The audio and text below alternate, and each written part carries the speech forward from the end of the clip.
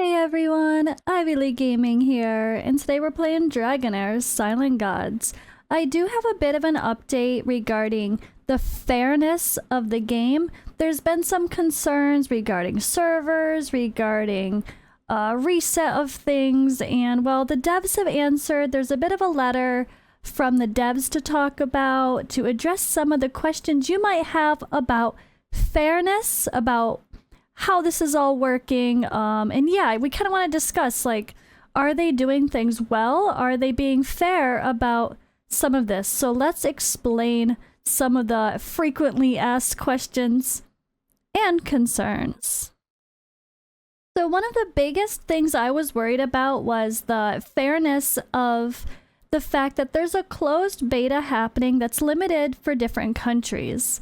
Being limited in different countries means everyone cannot play. They can't choose to do so. And if they do so, they have to use a VPN. And if you use a VPN, you might not be able to spend money that you'd want to, still also making it unfair. So normally when I've played games, there's like a separate server for closed beta, and those people tend to not stay on that server even if they did spend, because they tend to push people to the new servers by encouraging getting a bonus of a bonus for your money spent back as credit for the new servers to try to get everybody on the new active servers. Or they just do full resets where what you do on the beta does not stay. But in this game, everything's staying, sort of, as far as the rules of the season goes, which include your heroes. But one thing I didn't notice was that they actually did kind of clarify some of this back in their news post on the 18th. So, closed beta basic information. I probably read this and didn't quite take it in. Or actually, they might have inserted this. I don't feel like this was here before. Yeah, I don't think this was here before. I feel like they inserted this later as like a, in case anyone reads it, let's clarify. So it says here, we will open new servers at global launch to ensure that users who join at a similar time are grouped together on the new servers. The seasonal goals require cooperation.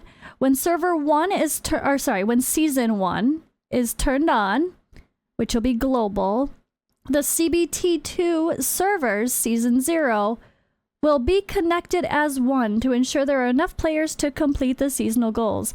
At the same time, the data of CBT2 server is isolated from servers opening after the Season 0 and that beta, right? Which does not affect the players on the new server. We have a seasonal reset in place. At global launch, Season 1 will start a new adventure in a new world with new gameplay heroes, elemental affinity, etc. So this does clarify the, but you don't want to join a server with people that have already played for 3 months. That would suck at a global launch, right? At a global launch, if you want to be there ready to go, but you don't want to play the beta, or you can't play the beta, you don't want to be at a disadvantage. So you're not going to be. It is going to be a fresh new server for global launch. And with that in mind, I have more information that was just released right now to put out as well, guys. So hold up. We have lots of news to talk about. Busy day today with all the excitement for global happening. Global. I'm going to probably accidentally call it global, I'm sorry. But for the CBT2 opening today, tomorrow, however you want to look at it. We have more to talk about when it comes to the idea of fairness. Not just the idea of the server situation, which I think is completely logical sounding. I think they're doing great. But let's talk about everything overall. Let's answer some frequently asked questions here. And I'm going to read through this developer blog. And we're going to switch up our video to go back to the other one we had before, just to mix it up, right? Let's mix it up. All right, next topic. We talked about servers. Don't worry, it will be as fair as possible. Check, we're done. Now let's go on to the next topics. All right, response to community's concern on fairness, paid content in test regions, a letter from the dev team. Dear travelers, we are less than 12 hours away from the start of CBT2. Our development team is making every effort to ensure everything works well. Over the past few days, we've read through all the community discussion, watched all the videos from content creators, and read your comments under the videos. We're grateful for your affection for the CBT2 update content and for Dragonheir and for SGRA. Your support means everything to us. Meanwhile, we also have noticed some worries and confusion. We believe in communication and mutual trust between the community and the development team, so we decided to provide additional explanations on topics that the players are most concerned about. Question number 1. Is Dragonheir a free-to-play friendly gacha game? How do you plan to balance the revenue and reputation? Firstly, we expect Dragonheir to be a game that will run for a long time and keep bringing fun to players instead of being a cheap-looking, generous, but short-lived game. To achieve this goal, we need some revenue to support the development team. But we also need to control our greed and prevent damage to the game's reputation and lifespan caused by excessive commercialization. That's why we'd like to introduce our core rationale for commercialization strategy and free-to-play design. All right, paid items. We have designed simple monetization points, and the main paid content is the Heliolite dice, which is the advanced summoning prop, and the legendary skill scroll. The currency used to purchase these items can be earned through daily in-game actions. We have removed the VIP system, annoying login pop-ups, and confusing gift packages. There will be 2 one-time season gift packages and 3 types of fixed discount skill scroll packages. In the late stages of the season, there will be 4 discount packages with limited purchase items. We don't want to encourage overconsumption, but we hope players who really need the props will be able to buy them easily and conveniently. We sell stamina limitedly, which can only be bought 4 times a day, with discounts for the first 3 purchases. We do not sell any equipment. All equipment can only be obtained through dungeons and forging. We do not apply paid-only currency or probability discrimination. The Heliolite die advanced summoning prop players get for free from events, and the ones players acquired by purchase are absolutely identical. Free players can also obtain all the rare characters in this game over time. Free-to-play benefits. We've designed various gameplay rewards to ensure that highly active free players can accumulate a significant amount by the end of each season. More than 10,000 Wormaro and 100 plus Heliolite die could be earned by high active free players through the CBT2 season. According to probability and guarantees, free players can obtain 4 to 5 legendary heroes or more. This number increases to 5 or 6 with the pre-registration reward hero, Eric. These legendary heroes can be carried over to Season 1, providing a more efficient and enjoyable experience. At the same time, we want to emphasize once again that legendary heroes are not everything. Many rare and epic heroes also have amazing performances. We hope that you can explore more free-to-play friendly exclusive builds and make your unique team. In addition, the development team has been fully focused on and tested the free-to-play experience ourselves, making sure that free-to-play players can complete all the dungeons, defeat all the bosses and main quests, and get all the rewards. In previous internal tests, we played as different types of players who participated in the game. Some played as free-to-play, others only bought monthly cards, and some played as whales. The test season lasted for 2 weeks, and surprisingly, we found that some free-to-play players were in the top 10 of 100 players. So there you have it, guys. Oh, wait, there's more. Nope, there you don't have it. There's more. Oh, wait, there's more. There you have it. Nope, hold on, hold my beer. More importantly, The upcoming CBT2 test, our core level hero designers will continue to play as free-to-play players, experiencing the full Season 0 to ensure that overall game experience and dungeon difficulty meets our expectations, and ensure that all free-to-play players can play for a long time. Guys, how often are we playing games? And our first question is, do they even play their own game? I think the answer is usually no, let's be honest. But this game, they're making it very clear that they're actively involved in actually playing their own game as well. Love it. Love it. All right, question 2.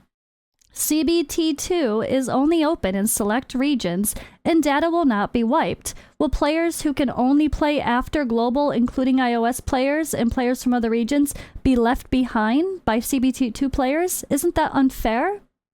The short answer is not really. We have a complete solution to ensure that both CBT2 players and global launch players will have a great experience. This was what I was talking about at the beginning of the video. During CBT2, there would be imperfections and bugs. It requires both developers and CBT2 pioneers to work through together to make the game better. We also hope that pioneers' times and efforts can be preserved to make the experience of future seasons even more exciting. Therefore, we chose not to delete the data, which allows players to keep their heroes and artifacts and other assets. Yes, we respect and appreciate the efforts of every pioneer, and we will do our best to protect the value of your accounts. At the same time, we designed the season system. The core gameplay of the season system is that Gaming World will be unlock different gameplay and content at the server time as the server time progresses. For example, in 5 to 8 weeks of the season in one server, an extremely powerful season boss will be unlocked, and all players and alliances on this server will have to work together to fight it. The overall performance and cooperation will affect the final rewards of the season. Under this system, the character creation time and combat level of all players on one server must be as close as possible. Otherwise, players will miss out on important season gameplay and rewards. Imagine how helpless it would be if your teammate is only level 1 when the season boss appears. So instead of opening large global servers like some games do, we open new server every season. We open a new server every 2 days to ensure that all players on the same server create characters at similar times so that seasonal gameplay can proceed smoothly and effectively. Meanwhile, we also have designed powerful cross-server features such as Friends, Chat, Arena, Guild, PvP, and to ensure, etc., to ensure better communication. So wait, let me read that again. We open a new server every 2 days to ensure that all players on the same server create characters at the same time. So this is going to be the kind of game that is full of a ton of different servers. But I think the good thing is with that, and the difference with it being seasons, which they might clarify more, is, okay, so there's a ton of new servers constantly popping throughout this season.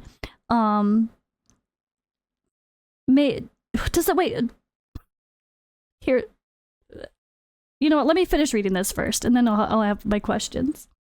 At the end of Season 0, players from different CBT2 servers will be connected into one as the first server in global launch to start new Season 1 competition with experienced players. New global launch players will be assigned to other new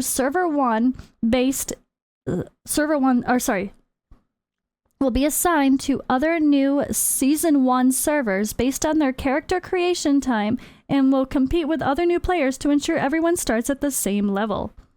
It's worth noting that CBT2 players and global launch players will still connect to each other by cross-server features in Season 1, such as Friends, Chat, Arena, and Guild PvP, ensuring that CBT2 players are not isolated. And in the future, Season 2, as the global launch and CBT2 players have accumulated experience and properties, will connect certain servers to one world based on the conditions of different servers to ensure that all players find themselves in a brand new competitive server that can handle the season challenges in Season 2.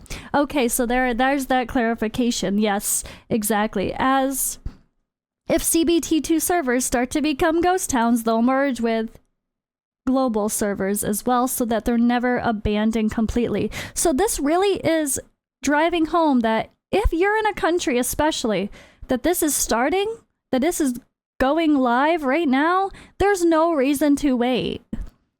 Play now. It's out. The game is out. Pretend it's global. You're literally, it's like there's no difference except there might be some bugs, and be patient with them because there might be some bugs that we're still working out, right? Like, this is really good to hear. So this is gonna be a multi-server type game, which I know some people hate that, but it is what it is at the end of the day. And the good thing is, at least start with the server reset at the season reset, you think it's gonna feel fresh and you're gonna combine people every time there's a new season, right? So the only confusing thing to me is it says they're gonna create new servers every 2 days to ensure players are always at the same level. But what about when it gets close to the end of a season? That doesn't, like, okay, is a new season gonna start at different times for every server? So, like, that can't make sense, because Season 1 with the global release is gonna happen for everybody at the same time, right? It's a little bit confusing. I guess we have to kind of figure that out, right? I guess we'll see it more in action once we get through these first 3 months. So Season 0 is 3 months, they've already said. So that means that's a good thing. At least it's gonna just combine with the reset of a season. So you're having your resources reset at the same time as everybody else. So if your servers start merging and you're one of the end servers that start merging, at least you're gonna be grouped in a logical manner and not have someone be super overpowered with everything in the game. They just might have a few more champions at worst, I think. All right, it's a little bit confusing, but we'll try to figure it all out together. All right, last question. Why is CBT2 only available in 14 regions and 6 languages and only available on PC and Android? Why can't we open it up to more regions, languages, and platforms? We appreciate the love from players from all around the world, and we're very sorry that CBT2 is only available in select region. First of all, due to iOS developer policy, it's impossible to conduct paid tests without public release. While iOS players can participate by playing on PC, all data will be synced when players log in on their iOS devices during global launch. We can ensure that the iOS and Mac versions will have great graphical performance by then. Secondly, SGRA is a startup studio and our localization team is still growing too. To be honest, supporting 6 languages in 4 months was a huge challenge for our team. Based on the 6 languages we currently support, we chose representative regions and countries with high coverage for those languages. SGRA always values players from all regions and countries, and we're working hard to improve our localization capabilities to support more languages in the global launch. Last but not least, we'd like to express our big thanks to our mods, creators, and veteran players who are always there to answer questions of new players. Spread your kindness to everyone. The kind of goodwill and trust always drives our development team forward. And once again, we thank you all for your support. All right, that was really great information. It really did answer a lot of questions. Honestly, guys, everything about this game has been wonderful so far, and the company seems fantastic. The team, the staff seem fantastic. I just had an interview today, and that lady was wonderful as well. And I stressed to her how nice it's been to have such great staff to talk to and deal with that are never rude, that are always welcoming to us and appreciate us. And for those reasons alone, I would want to continue playing this game. I want to play a game for a company that I support, not just a game that I love and support. I want to love the company, right? How many of us hate some of those previous companies in games that we played because they just felt terrible with communication or terrible with trust, terrible with greed and manipulation and how many previous companies. I'm not just talking about one, there's multiple. But this game literally feels like a complete, like, 180. It is completely different, and I love everything about this team so far. And yeah, I think at the end of the day, everything they're doing sounds very fair. It sounds very wonderful, and they did really address a lot of questions and concerns. So there we have it. Everything sounds amazing to me. What do you guys think? Does everything sound pretty fair to you? I think so. So, separate servers for people starting, so you're not going to feel like you have whales in your server that you're never going to catch up to from a previous beta. You don't have to worry about that, number one. And number two, well, and number three, and number whatever, they addressed a lot of wonderful things here too. So, I like it. Good information. This was a long video. Sorry, not sorry. Tried my best to read through it the fastest I could, but still give appropriate responses. I'm happy though. Everything sounds great, and I can't wait to start very soon.